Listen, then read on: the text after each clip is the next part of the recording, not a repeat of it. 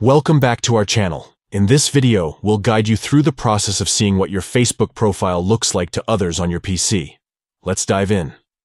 Step 1. Open Facebook by launching your preferred web browser and visiting the Facebook website. Step 2. Click on your profile picture located in the top right corner of the screen. Step 3. From the drop-down menu, click on Settings and Privacy. Step 4. In the Settings and Privacy menu, click on Settings. Step 5. On the left-hand side, click on Privacy. Step 6. Now click on Profile and Tagging. Step 7. Scroll down until you find Check what your profile looks like to others.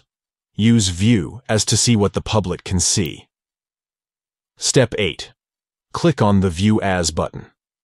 Step 9. When you're finished, click on the Exit View As button to exit this mode. Congratulations! You have successfully learned how to see what your Facebook profile looks like to others on your PC. And that's it for this tutorial. If you found this video helpful, remember to like, subscribe, and hit the notification bell to stay updated with more useful tutorials. Thank you for watching.